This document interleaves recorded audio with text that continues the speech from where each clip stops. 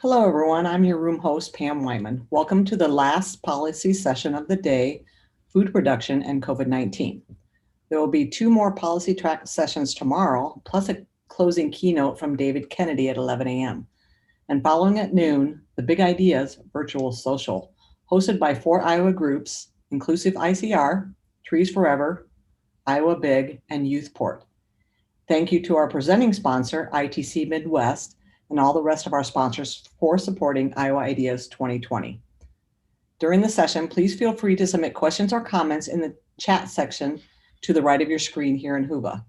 Comments and questions should stay respectful. Please stay on mute during the session. Each session will be recorded. Now I will now turn you over to your moderator, Jeff Stein. Jeff, take it away. Thank you, Pam. Good afternoon, everyone. I'm Jeff Stein, and I'm speaking to you from where I spend most of my days at News Talk 1540 KXEL. We're proud to be one of the sponsors of the Iowa Ideas Forum again this year. KXEL is Iowa's 50,000 watt clear channel station based in Waterloo and Cedar Rapids, Iowa. And we are joined for this conversation about food production and COVID-19 by Pat McGonegle of the Iowa Pork Producers Association and James Leiman of the Veden Center for Rural Economic Development at the University of Minnesota. Gentlemen, thank you both so much for taking the time. Glad to be with you. At me as well. Thank you for having us, Jeff. So for the audience's benefit, you've all seen the description that is posted with the session that led you to sign in. And I sent an email briefly to the panelists yesterday with just a few topics that might help us frame the discussion. But the best discussion is one you participate in. So once again, as something comes to mind, use the chat function. That will come through to Pam's computer and she'll make me aware of it on the panel that I have on my screen. And you can do that at any time. I dare say, and this is not an opening statement by any stretch, but I dare say to frame the conversation, more of us thought about supply chain and food chain in the last 6 months. I certainly know these are phrases that I never gave much attention to, even as a lifelong Iowan.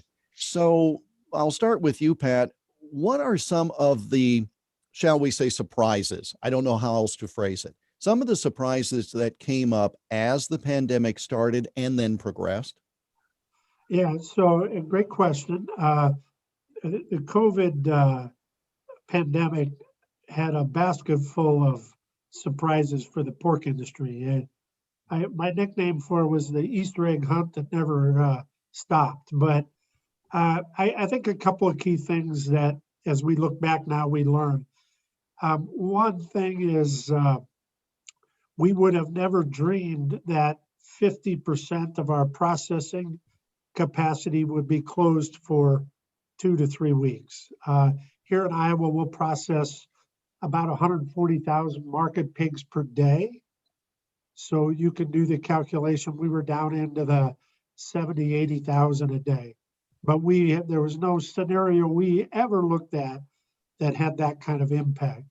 I think the other kind of food related thing, 75% of the bacon that we produce here in the US is sold through restaurants.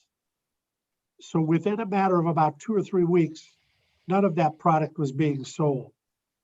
And so just the disruption of that particular product is a good example of one big surprise for us. I think the other big surprise for us, and it's a case of we took things for granted, but the importance of workers in processing plants. We consider them skilled labor. I do. Others might not, and I get it. But their importance in our ability to get food into the channel. I think the other surprise was we asked producers to do a lot of very creative things and still maintain animal welfare, the health and nutrition of the animals, and pork producers, particularly here in Iowa, responded. And so I think the workers, the processing plant closing, and the creativeness of producers were the most creative or most surprising things we saw. I think anyone who doubts that this is skilled labor has never attempted it. That's I dare say that would, sort of bring it back together. With regard to the producer's issue, and I'll stay with you, Pat, for a moment. Now, here I am as a consumer. And again, I'm a lifelong Iowan. I understand a little bit about some of these things. The fact that you had such a high concentration of plants in the state makes sense because you have such supply. All right. You have to have the supply be near the processing site. So we're a couple of months in. I go to the grocery store. I see prices go through the roof. And yet I hear the producers are not only getting none of it, they're having to euthanize animals at a tremendous loss. It's one of those, is that a systemic thing? Should I not have been surprised by that? Well, no, what others are surprised by are not for me to judge. But Yeah. I think our system of production, all the way from how we raise corn to how we feed the pigs to how we process them to how we deliver that to consumers, particularly in the channel, is a very tightly wound system. Probably, as we learned, a little too tight. So you're going to see more flexibility in that moving forward. But yeah, it was an odd time. I've never seen anything like it in my career, where the market was down, producers couldn't buy or couldn't sell pigs, and consumers could only buy one pork product. Now, part of the creativeness I talked about is some producers did some really creative things. They sold live pigs off the farm. We've seen a growth, particularly not a huge growth, but a growth for the local markets and local lockers. We learned how critical they were. So, yeah, I don't think you should be surprised.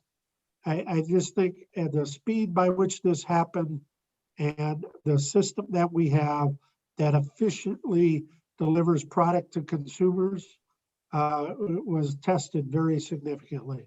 And again, and to your point about the restaurants being closed, it affected bacon and other products, but it affected bacon, it affected eggs. You have people who are working from home, so their routines are different. And again, it's the sort of thing that we've never experienced anything like it. So obviously you don't think of these things, but I certainly, once I heard some of these reports, just as you mentioned with bacon, the egg industry, the same way, when you have no restaurant, and for some of the specialty products that they might use, it just changes the dynamic tremendously. So James, as you're there and evaluating the partnerships that go on throughout rural America, the Midwest, what were some of the things that, as the pandemic began, when we're talking about food production, what are some of the things that were surprises to you throughout all of this?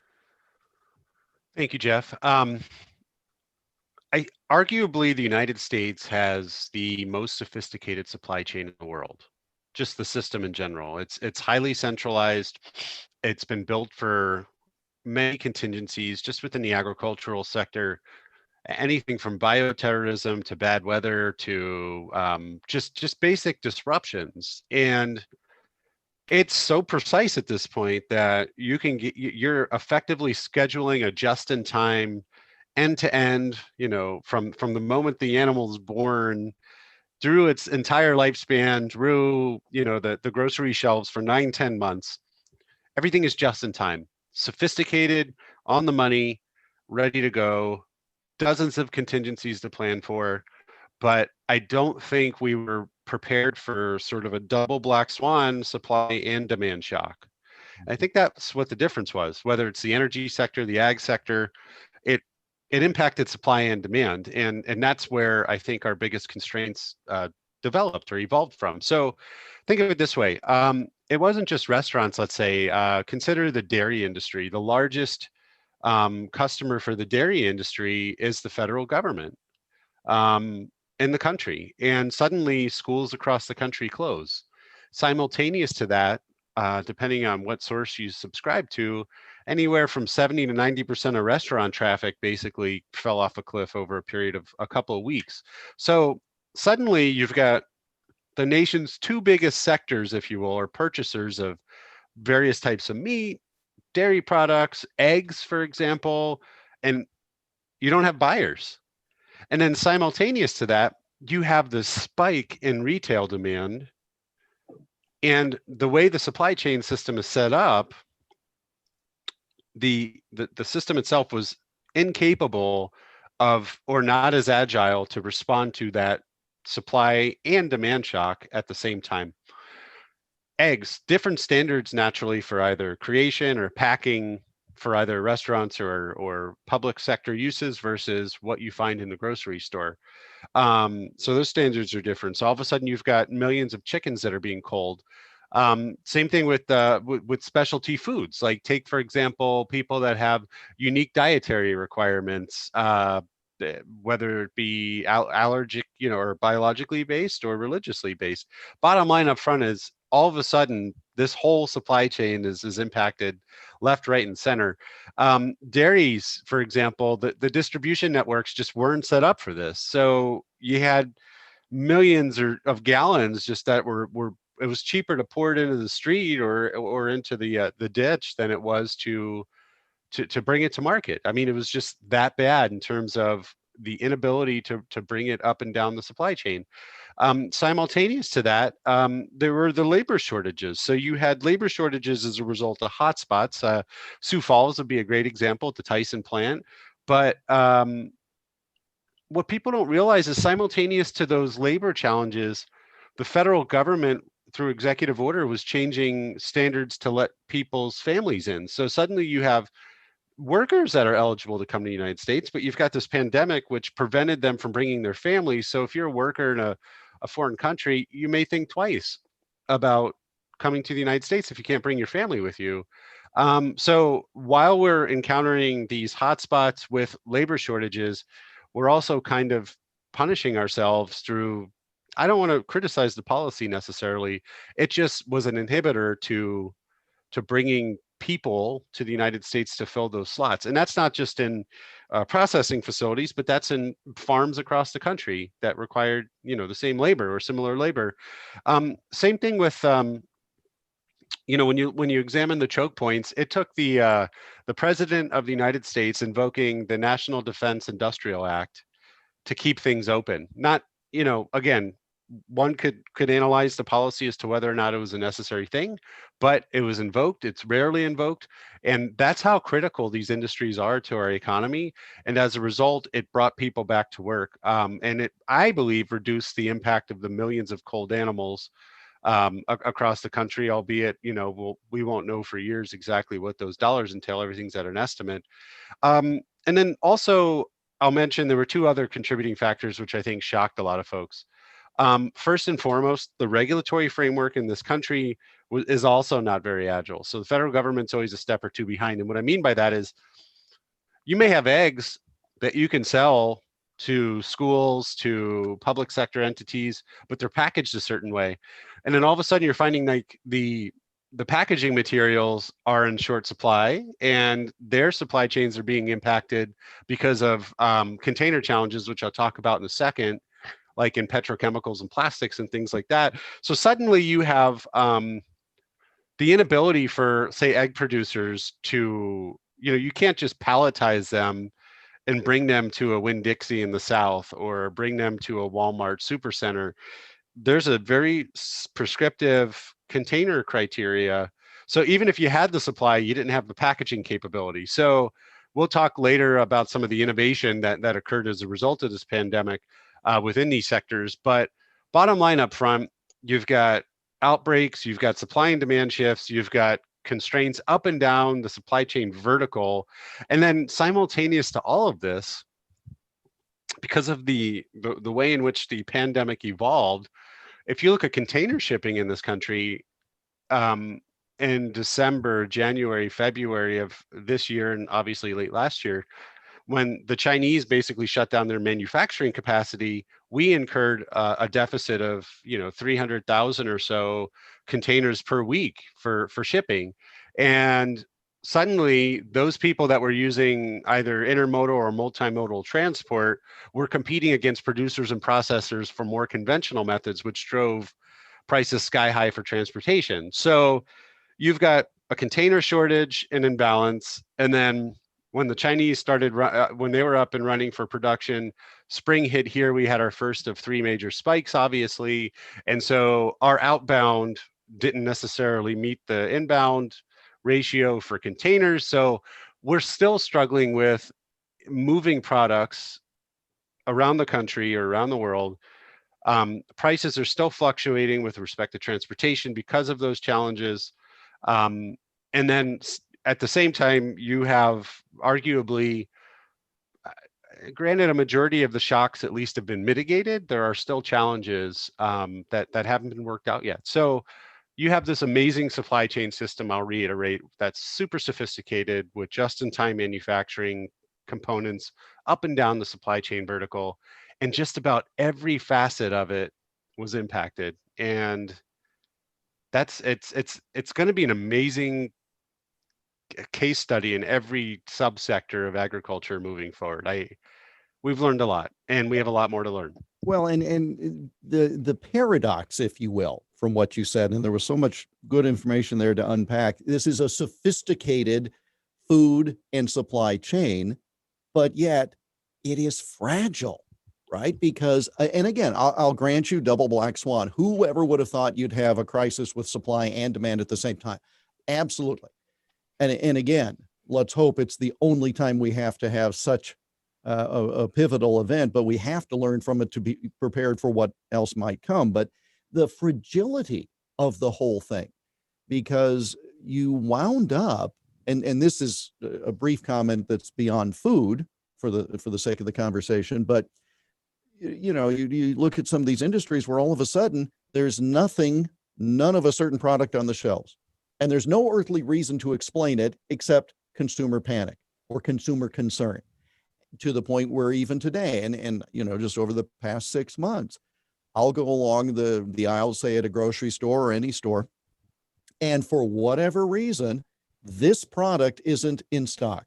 And you think, now, why is it that all the brands of this particular product, you know, is it that someone looked and said, well, that shelf's getting empty, it must be popular, I better take 10 cans? I mean, it's one of these things that, again, there's a behavioral issue that's involved there. Pat, respond to some of the things that James said, because again, it's too flip, I think, to say it's a perfect confluence of circumstances. And so we just chalk it up to being 2020 and not worry about it. We've got to think about how to work ahead if something like this happens again. Yes?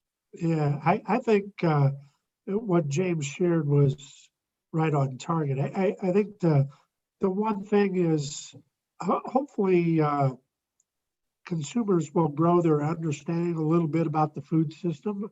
And I'm not saying the food system's perfect, but prior to this, we didn't have to worry about if there was going to be eggs or toilet paper or pork loins, right? We just went to the store and bought our stuff and went home. Not necessarily in that order either, of the three things you mentioned. Yeah. And so I think, I believe consumers, particularly in Iowa, because that's what we know best, will better, I don't know if they better understand it, but they're certainly recognize it. I think the other thing so I work with pig producers, right? And the one thing they understand is, so to get something to a grocery store, that decision on the farm was made 10 or 11 months ago. So it's not like it's a big ship because it's biology, right? Mm-hmm. It's a big ship to turn. So we will add some flexibility and agility to it, but there are some biological limitations that, and I think, you know, because once a producer breeds a sow, they feel that responsibility to get that product to marketplace. Well, for such a variety of reasons, right? I mean, it's, and again, I don't mean to be flip because I don't know the business, but obviously there's the economic component, but those who do produce have a broader sense than just economic, right? That some people don't understand. You say there's an obligation to take the animal to market. That's part of the broad, human dynamic, if you will, of Iowa feeding the world, the Midwest feeding the world. Yeah, we label it our noble obligation. So we approach it with humility, right? But it's our, we chose this profession to be in agriculture to feed people responsibly. And I will tell you, one of the other surprises goes back to your original question in dealing with this as we move through this, the mental health strain on pork producers, not being able to market animals, having to figure out, am I going to have to euthanize these pigs, is something that is a substantial human health impact to the producers. I'm so glad you mentioned that, Pat. And the reason is I heard not very much conversation to what I'm about to say, but I heard enough of it that it struck me, where the concern was raised, we might have to euthanize the animals. And some people who don't necessarily understand all of it said, well, you were going to kill them anyway. Well, it's a waste. It's not just the economic, but again, it's the broader point of people's role, to your comment, the noble obligation. You can't just say, well, you were going to kill them anyway. Well, for a purpose, right? Yeah. You heard me mention in my first part about the producer ingenuity. We first did an evaluation of what kind of trouble we were going to be in. The guesstimate was that in Iowa, we'd have to euthanize 3 million pigs. Now that's a lot of food. Take that by roughly 150 pounds per pig, right? Mm.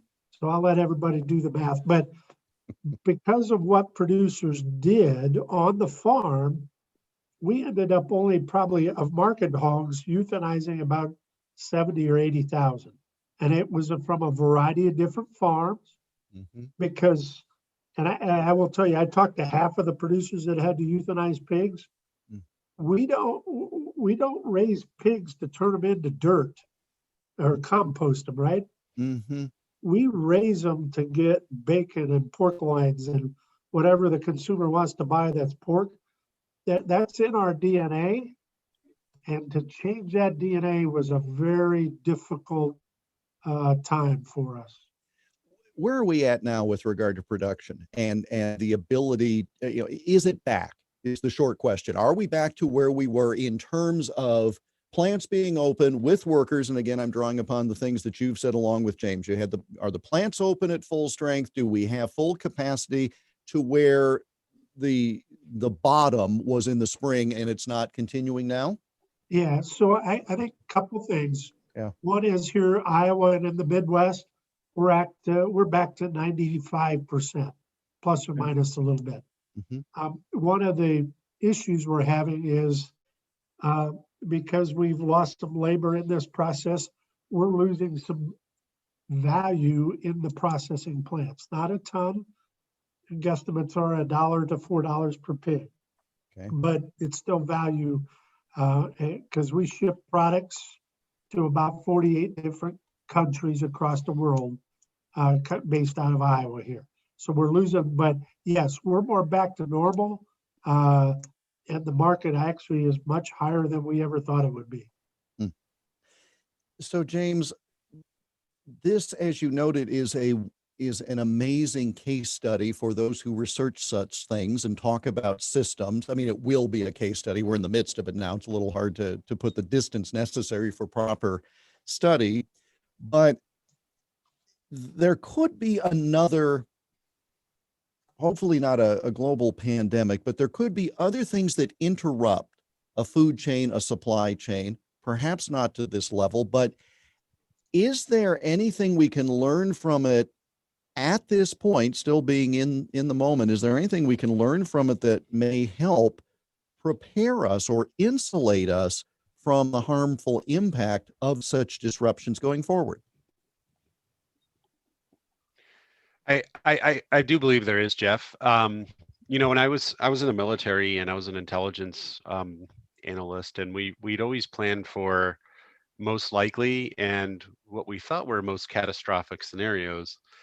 And so if you equate that to the food supply chain issues we have now and have had here in the last 7 months, one could surmise that the components that led to either the supply or demand shortage could likely be replicated for a variety of reasons, right? So container shortages, for example, if you had a war in the South China Sea or the Strait of Malacca, we would have similar problems, at least with moving products to Asia. Or, if we had a bioterror attack, for example, it would be much smaller scale because we're so decentralized anyway, yet centralized at the same time. It's fascinating. So to respond to that, knowing that this was likely among the worst case scenarios, I think what you're going to see moving forward to mitigate that, but also serve supply requirement, or rather demand requirements throughout the country, and subsequently, if you're in Iowa, for example, 48 countries purchase your pork products. What you're going to see is a problem, and you're seeing it now. Actually, is a lot of plans for decentralization. What I mean by that is having additional opportunities to either process or render animals. You're seeing that in states like Montana, the Dakotas, Minnesota, probably in Iowa. It's a massive movement toward this decentralization. So in the event you're playing whack-a-mole with hotspots, or if you have other issues, you have the capacity to meet that Slack requirement. So that local emphasis, I think, is going to be much bigger. I also think, regardless of what the election results entail, there will be some type of deregulatory push for various challenges, whether that be in the packaging space, whether that be in let's say, not just packaging, but maybe like, for example, right now you can't transport various types of livestock across state lines for processing or rendering. I mean, for certain types. So I do think there'll be hard examinations of that regulatory confinement that limited some innovative solutions. And arguably as important, this will influence modeling for organizations across the country moving forward in rural America. And what I mean by that is using predictive analytics. I think once a choke point is identified, there'll be adequate opportunity to perhaps not just react, but be proactive in that space so that we don't encounter. I mean, if you think about it, there are probably a dozen to 15 major commodities that were impacted by this, from various types of fresh produce to dairy to pork to other meats, chickens, eggs, you name it. And so I am of the belief that predictive analytics coupled with that decentralization and probably a higher emphasis on not just onshoring manufacturing jobs, but onshoring more of the demand. I think we'll see some of that as well.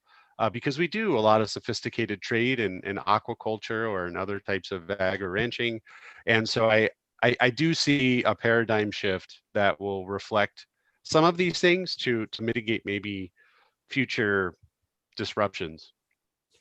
Pat, I am ignorant of the operations that your producers do. I mean, I know enough, and I order a lot of bacon when I have the opportunity. That's about the extent of it. And I want to be just very frank. I don't know much about this, but as I look at it and we think of, all right, this happened, what can we do to prevent something like this happening in the future? I don't know what you could do, because maybe there are some things, but I'm thinking if the plant closes, the processing plant closes, you have no place to take hogs ready for market. I don't know how your producers get around that. Is it development of more hometown processing areas, or you tell me what are some things that pork producers in particular can do to try to prevent a recurrence of the problems we had this year? Yeah, well, I'll share with you one thing that was done that it is a phenomenal 180 turn. So traditionally, we feed pigs to grow as fast as they can grow, right? Their genetics, we give them great nutrition, better than we do some humans in some cases. Within 2 weeks, and at any given time, we'll have 18 million pigs on feed here in Iowa. Within 2 to 3 weeks, the diet for every one of those pigs was changed to slow them down. So we'll gain about 2 pounds a day, roughly. And we had producers that got it down to a 1/4 pound a day. So that, and it was part of Iowa State University helped us a lot with that, because you don't want to mistreat the animal. We're not starving animals, and you don't want to impact the animal well-being of it. So we were able to do that. That's one that we have in place today. We did not have on March 1st of 2020. That's one. One is, I think you'll see a growth of local small processors. And I think that's an opportunity for some cases, particularly where you have a lot of pigs in production here in the Midwest. Understand the regulatory process for that is significant, because you need a food safety reg that assures people that we maintain the system for human health. So I think those two things. I think the other thing is, every producer I've talked to now has a spare barn that they can go to in the event. And if I'd asked them on March 1 of 2020, they'd have said, no, I don't need that. So everybody is looking at what flexible options they have. I think the other thing is, you have, this isn't a significant number, but a few producers looking at direct from the farm marketing as an opportunity.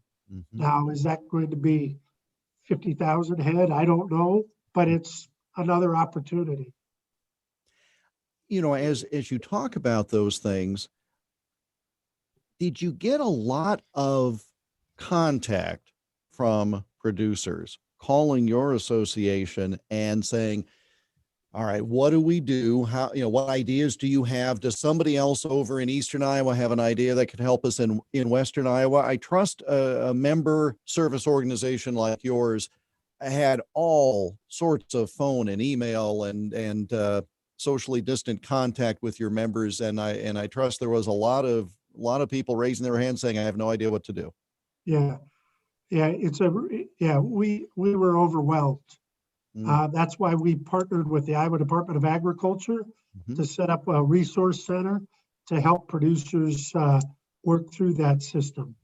We were also contacted by a significant number of consumers across the country looking to buy pork or live pigs or whatever.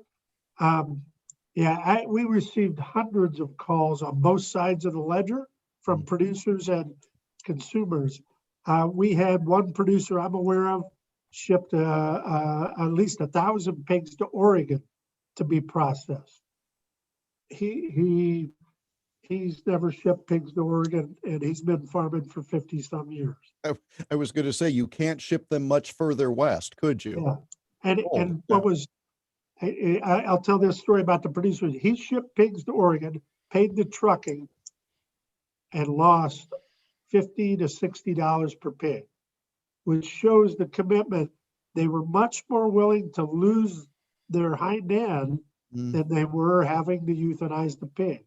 And again, it's the I don't know if I'm going to use the right phrase. The tragedy of the situation is, at the same time you had people who were food insecure on a daily basis, you have the potential to feed all these people. And of course, that's why some of the programs were set up through the Ag Department and donations that way. James, talk about, and I should have asked you to do this at the outset, and I apologize. What is it that the Veden Center does on a regular basis, and how does that play into this conversation about assessing supply chain breakdown and making recommendations or predictions for the future?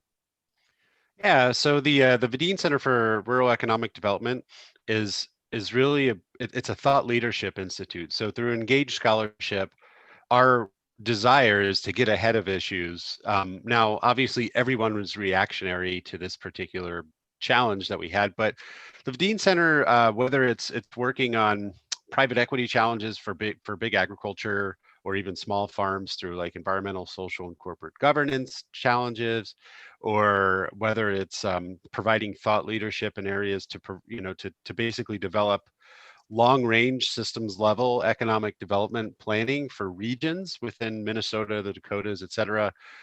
We're focused on that thought leadership component. Ironically, I'm currently serving in two capacities. So I'm finishing up my stint as Governor Burgum's Director of Economic Development and Finance here in North Dakota. So there's a lot of practical application, as you can imagine, that comes with sort of this academic center. So that's where I think we add the most value in terms of our ability, not to be prescriptive, but to be much more involved in strategic and systems level planning that will enable better economic growth prospects for entire regions, not just communities, but regions. So that's kind of what we do. So why we're involved in sort of food supply chains? Well, naturally, the Dakotas and Minnesota are heavily dependent on ag. In North Dakota, it's second largest sector, and Minnesota, I believe it's pretty similar. So as a result of that, we've been working with folks primarily on helping them with their supply chain constraints, how to find alternate transport options, or for example, in Minot, North Dakota, they recently, literally yesterday, their first intermodal unit train shipped to the Pacific Northwest. So working those issues out have kind of helped the left side of the ledger with respect to growth opportunity, and obviously the right side, because they're selling more goods because they have access to new markets. So lower transport costs, better access to markets, obviously helps in both ways.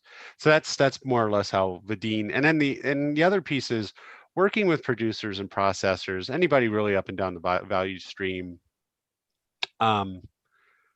Being super innovative is probably our biggest attribute. And what I mean by that is we look at problems very differently from the context, as I mentioned earlier, systems level views. And as a result, we're able to take relatively complex problems and provide relatively simple answers that may or may not be viable or prudent, but certainly exist. So that's kind of what we do. And we keep saying University of Minnesota, but your campus, you're based at Crookston, which is part of the Grand Forks area, and so all the region includes North Dakota, and hence the conversation about that. Were things, and you've heard Pat talk about the things that happened here in Iowa, what were some of the distinctive challenges in your part of the world geographically, beyond the things that we've talked about already? Yeah. So the biggest problem, the biggest constraint was we had input challenges because of supply chain container problems.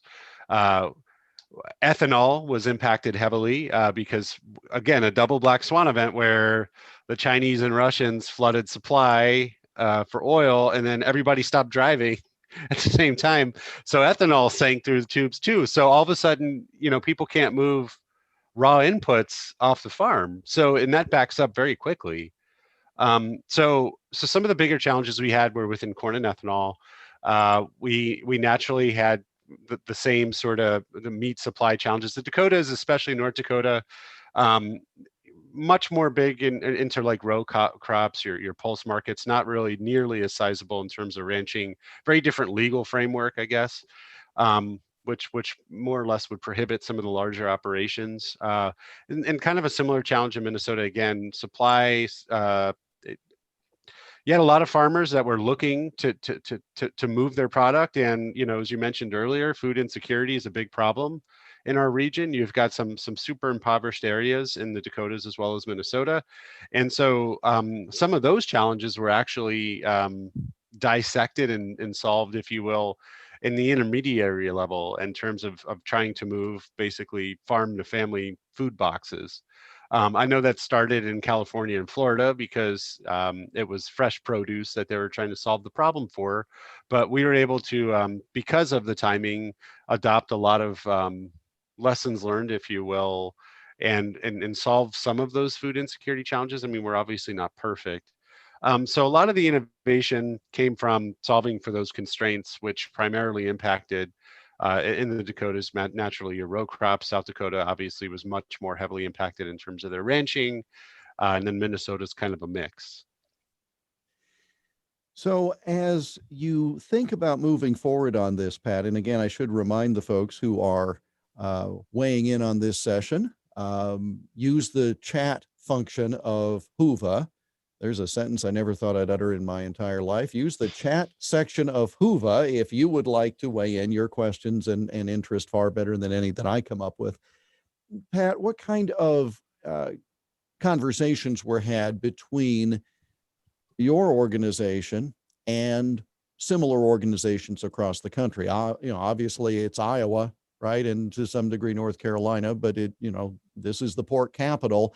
But were there some other conversations, or did other regions have some of the same challenges that have been identified here in Iowa? Obviously, you had a producer who sent hogs to Oregon because they didn't have the same processing issues. Talk about that sharing of information that might not only help us get through the immediate bump, but prospectively looking ahead. Yeah, so really good question.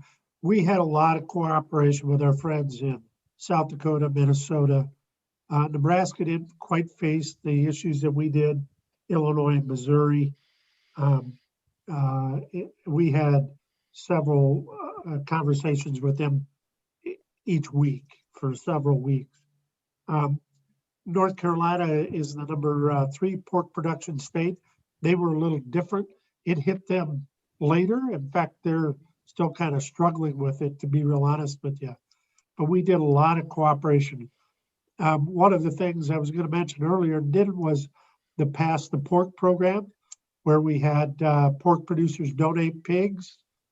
We were able to have some funding from great people and great companies, and we turned that product into ground pork for those that are in need. So that program was replicated in 3 other states. Actually, we kind of swiped the model from Illinois and adapted it a little bit to our situation. But yeah, the cooperation between the state organization, we have 2 national organizations, 2 that we were cooperating a lot with to get information, research data, lit reviews, all of those types of things. And obviously on the policy side of it, the cooperation was very extensive. So I'll stay with you, Pat, for this question, and then James. There had been, in other areas of manufacturing, there had been some pivots that had been done. Manufacturers that all of a sudden made face shields. You had distilleries that made hand sanitizer. That certainly wasn't in the 5-year business plan, right? So have there been some, what I'm terming, out of necessity actions that could actually lead to permanent changes in terms of spur businesses, additional outlets, or just from a process standpoint? Pat, first, please. Yeah, so I'll go back to my bacon example. Yeah. You've seen a sprout up, I'll call it, of the bacon that was going into food service goes in 8 to 20 pound boxes, right? Well, you don't go to Fairway, Hy-Vee, or your independent grocery store and buy 8 pounds of bacon. Right. So there's been some sprout up businesses that have repackaged that. We were also involved with a entity that kind of indirectly that they were harvesting pigs for a particular market. They closed, laid off all their people. We asked them to reopen, and obviously they got through the Pass the Pork program. They reopened, changed their business model just a little bit, and today they're still doing what we asked them to do. And it was good. It was in a small rural town in southwest Iowa. So those people went back to work. They were safe. There was precautions put in place. But otherwise, those people would have been laid off for probably a month or 6 weeks. Mm. So those are just in the meat business. There was all types of those smaller kind of adaptations made by on the production side of things. New feeders, new feeding systems, those kinds of things that were developed impromptu. Mm-hmm. James, what about you? Same question. What are some things that you're aware of that were born out of necessity, but wind up being something might have some sustaining value? Yeah, so in my other capacity as the development or economic development director for the state, we observed a lot, and so actually there was a great story about a week ago regarding what's known as the Red River Biorefinery in Grand Forks, and this was a facility where they sunk about $95 million into standing up this beautiful site, which they co-located to a sugar beet plant so that they could take the waste and convert it to biofuels. But they opened in March of 2020. And so it obviously wasn't the best time for commissioning that plant. No. The article that came out last week pertaining to the Red River Biorefinery, basically this $90 million facility is now among the greenest companies producing pharmaceutical grade ethanol for hand sanitizers and disinfectants. Hmm. So when you think about market demand, you've got the green economy. I mean, if you look at social investing, there's like $45 trillion. I'm not exaggerating, that JP Morgan will talk about in some of their writings, that invests in these types of products, and so you have a lot of green-minded folks that can now buy these arguably higher priced pharmaceutical grade sanitizers. And in the aggregate, they may end up doing better with their facility than had they gone through the traditional biorefining process, either using potato tailing, or rather co-products or byproducts from waste from potatoes or sugar beets or lentils or whatever. So that's one. We're seeing a lot of innovative solutions at the tail end of the supply chain with restaurants, and seeing how they've reconstructed some of their business models to survive. I don't know about you guys down in Iowa, but we were 21 degrees this morning already. So our outdoor dining experiences have probably come to an end. Actually, we have snow in the forecast for Saturday too. So at first it was kind of easy to throw everybody out on the street and put out a bunch of bistro tables and keep them at least socially distanced and enjoying a meal. Sure. But we've worked with companies across the country, mostly in the upper Midwest, basically to influence some thought in terms of how they could more effectively gauge business development opportunities within restaurants. That's kind of a hybrid between what we've done in North Dakota, but we're also seeing that other states are adopting similar programs. So it's not just relegated to one state. And then some of the new packaging I mentioned earlier, you're seeing that across the board. Just in the event that demand needs to be met, or you're seeing consumer demand shift. So one thing we never talked about was, even though it was panic buying, it was also necessity buying. I don't know about the toilet paper at least, but the other things, because suddenly you had a family of 4, 5, 6, whatever at home. Yeah. Whereas they would eat out at lunch, they'd eat at school, and they had to increase their home consumption by 30, 40, 50% because suddenly their patterns shifted. So restaurants are adopting to that model. Processors are adopting to it in terms of how they're shipping, but also selling eggs. From those in need perspective, those farm to family food box programs are immensely popular and highly effective. So everybody kind of wins. People get the food they need. States pay slightly higher than they would have paid before, but not by much. But with all the federal CARES Act money, it's been augmented. So they're able to meet that requirement. And then farmers and processors and producers don't have to throw away their food or kill their product. We're seeing more agile processing. Pat mentioned earlier that there's a lot of local rendering and processing capacity that's being developed. We're seeing it all across the board. So that agile processing will hopefully meet the demand shift, because we may see some permanent changes in terms of how we consume food. I hate to say it, it pains me to say it, but by year's end, every credible estimate indicates that approximately 40% of the restaurants that were open on 1 January will be closed by 31 December in the same year permanently. So that is a major shift in demand because people still need those meals. And so I think you'll see that adjustment occur throughout the supply chain vertical. And then again, just to kind of meet these demand shifts, you'll see some shifts in the logistics models that support these industries. So it's an end-to-end evolution that could have easily taken place over a decade, which was truncated in like 6 months. There are so many industries we can talk about where if you had, in education is one of them, online education, where if you said to K-12 or colleges, all right, you need to develop an all online model, they would have told you we need 2 or 3 years to spec it out and test it, or they did it in 2 weeks because of necessity. And sometimes that's an impetus.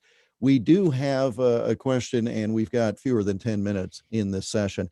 One of our attendees, and thank you for submitting this via the Whova chat function, they would like to know what you might advise about better handling of waste from hogs, poultry, and the like. Pat, I'll go to you first, please.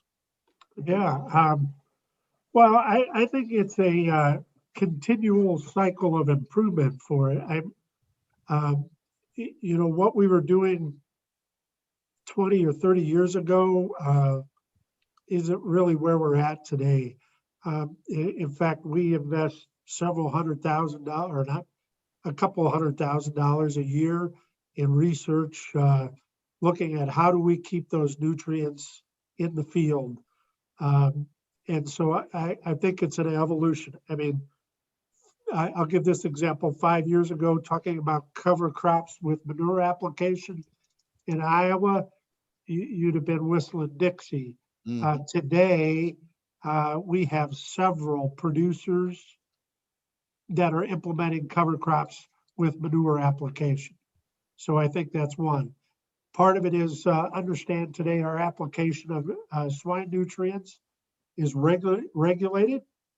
So we need people to follow those regs. I think there's some opportunity. We've been exploring it. I think James talked a little bit about it, is biogas and how do we mine that from the manure. That doesn't mean we're going to apply it to the field necessarily right away, but how do we find an integrated system for that? There's some exploratory work in that category that could potentially reduce our carbon footprint, which is something we're always looking to do, the water usage reduction, those kinds of things. So I think it's an evolutionary science that's really made a lot of progress the last 5 years. And I believe that'll be accelerated the next 5 to 10 years.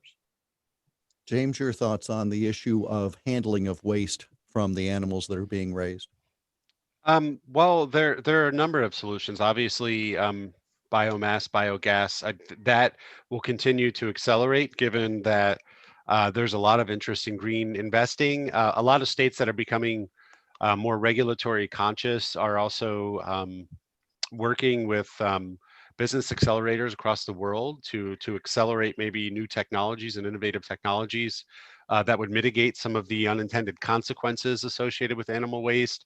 I think you'll see larger increases, and Pat kind of talked about this, in either vermicomposting or composting, because crop yields and sustainability also could be, the beautiful thing here is nothing is a waste, right? So like, you think about all it doesn't matter if it's energy, agriculture, et cetera. I mean, if you're bringing oil up through the ground, you're flaring natural gas, but within a natural gas, you have ethanes. Ethanes could be fractionated into plastics or rubbers, et cetera. And so we're learning new ways to capture those noxious gases, which are very similar in this space than, say if you were referring to traditional energy production. And there are certainly parallels where one day you may have a brilliant idea that turns some of these gases into a fractionated consumable that is biodegradable later down the line. And so through innovation and proper resourcing, as well as finding new value adds, like yield increases through precision agriculture and utilizing certain composts, things like that. And so the market's starting to really take care of itself in this space, and it's good to see the innovation take place. We are under 5 minutes, so Pat first, then James, because that's how we've been doing it for the past 55 minutes. In a couple of minutes, what are some things that we need to be thinking about going forward that either we have not talked about today that we want folks to have front of mind, or that they should consider thinking about as they consider this topic moving forward?